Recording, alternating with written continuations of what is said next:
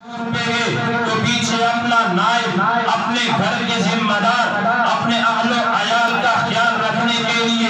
اپنی امت کا خیال رکھنے کے لیے، اپنے شہر کا خیال رکھنے کے لیے حضرت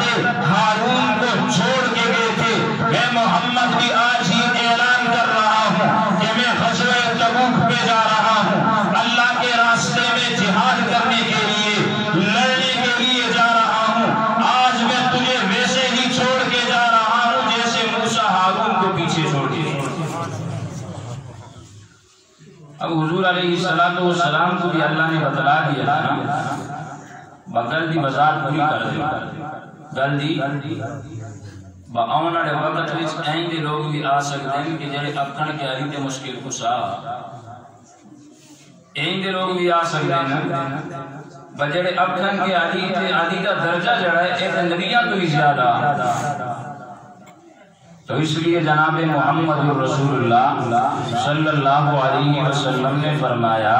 کہ اما ترضى ان تكون مني بمنزلة هارون من موسیٰ، کہ علی کیا تو اس بات پہ راضی نہیں ہوتا کہ تم میرے ساتھ ایسے ہو جیسے موسیٰ کے ساتھ ہارون تھا؟ لیکن یہ بات ذہن میں رکھنا اور قیامت تک آنے والے لوگوں کو بتا دیا ہاں کہ موسیٰ کے بعد ہارون کو نبوت مل گئی تھی، لیکن میرے بارے میں یہ بات ذہن میں رکھنا کہ الا انہ لا نبی بعد، کہ علی میرے بعد ہارون کی طرح ہے لیکن میرے بعد کوئی نبی نہیں آئے گا، میرے بعد کوئی نبی نہیں آئے گا۔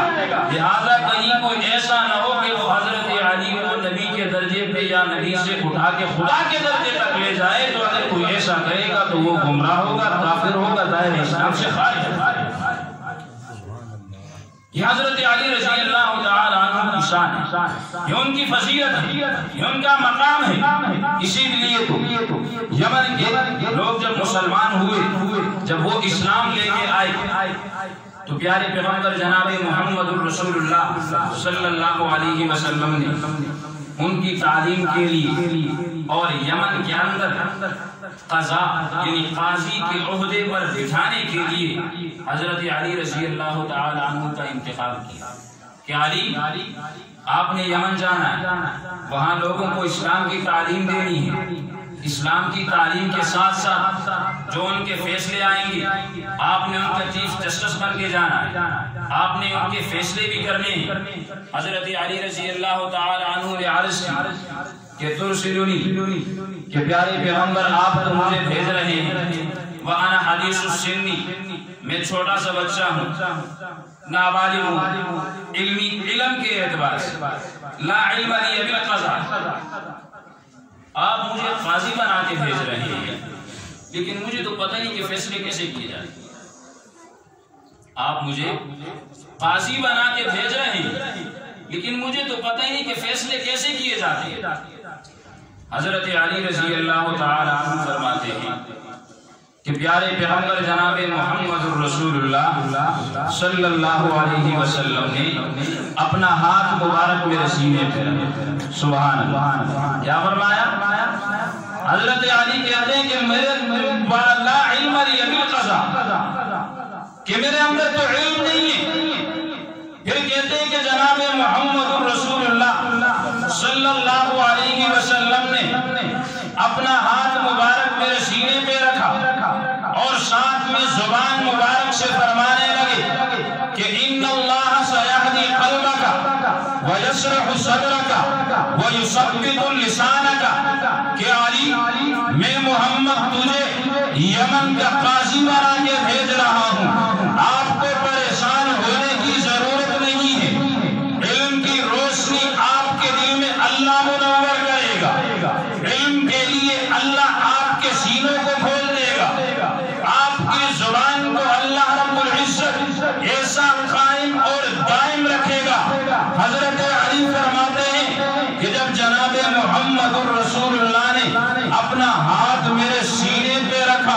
وہ دن گیا، آج کا دن گیا، جتنے بھی مشکل سے مشکل فیصلے میرے سامنے آئے ہیں اللہ کے حکم سے میں نے ایک چٹکی کے اندر ان کو حل کر دیا۔ تو جن کو جناب محمد رسول اللہ صلی اللہ علیہ وسلم نے فرمایا ہو کہ انا مدینۃ العلم وعلی بابھا، کہ میں علم کا شہر ہوں اور اس شہر کا دروازہ جو ہے وہ کون ہے؟ کون ہے؟ اونچا بول بتونا کچھ تعلیم بندے نا وہ کہیں جی نا پہلے کے باتیں ہیں نا اعتباری مندی نہیں ہے اور کنجران پتہ نہیں، وہ تو ساٹھے ایمان کا حصہ ہے۔ حضرت علی سے محبت کرنا ہمارے ایمان کا حصہ ہے۔ جتنی ہم صدیق سے محبت کو ایمان کا حصہ سمجھتے ہیں، اتنی ہی ہم علی سے بھی محبت کو ایمان کا حصہ سمجھتے ہیں۔ جتنی ہم عمر سے محبت کو ایمان کا حصہ سمجھتے ہیں، اتنی ہم علی سے بھی محبت کو ایمان کا حصہ سمجھتے ہیں۔ جتنے ہم عثمان سے محبت ایمان کا حصہ سمجھتے ہیں، اتنا ہی ہم علی سے محبت کو ایمان کا حصہ سمجھتے ہیں۔ جتنا ہم امیر معاویہ سے محبت ایمان کا حصہ سمجھتے ہیں، اتنی محبت ہم علی سے بھی ایمان کا حصہ سمجھتے ہیں۔ آپ تاریخ اٹھا کے دیکھیے، 1450 سال کا عرصہ ہے، جتنے بھی محدثین ہیں ہر ایک نے اپنے انداز کے اندر حضرت علی سے محبت کا اظہار کیا ہے۔ کسی نے نظم کی صورت میں کیا ہے، کسی نے نثر کی صورت میں کیا ہے۔ مولانا اختر واسفی صاحب رحمت اللہ علیہ ایک عمدہ انداز کے اندر سیدنا علی المرتضی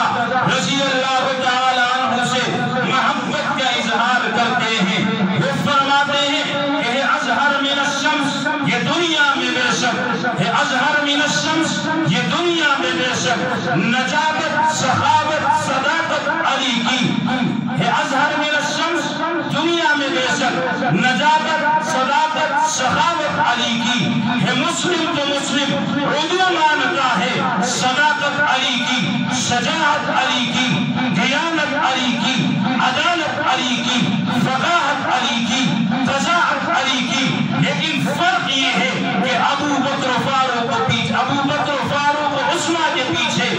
ابو بکر فاروق و عثمان کے پیچھے سبھی مانتے ہیں خلافت علی کی، وہ کرتے رہے دل سے ان کی اطاعت، یہی ہے حقیقی فضیلت علی کی۔ رکھے نام بھی اپنے بچوں کے ان پر، علی کے ایک بیٹے کا نام ابو بکر ہے، ایک کا نام عمر ہے، ایک کا نام عثمان ہے۔ اس لیے کہا کہ رکھے نام بھی اپنے بچوں کے ان پر، یہاں تک کہ ان سے محبت علی کی، یہاں تک کہ ان سے محبت علی کی۔ وہ داماد کیوں پھر بناتے عمر کو، وہ داماد کیوں پھر بناتے عمر کو۔ حضرت علی کی بیٹی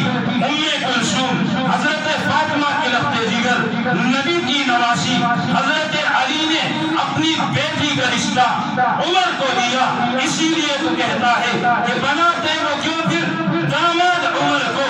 اگر ہوتی ان سے عداوت علی کی، زبان و عمل سے انہیں نیک کہنا مگر بد سمجھنا، جہادت علی کی، نبی کا خسر اور داماد ہو جو ہوئی ان کے حق میں ہو، نیت علی کی، یقیناً یہ ہے ایک بہتان، ان پر یہ عزت نہیں ہے، احانت ہے۔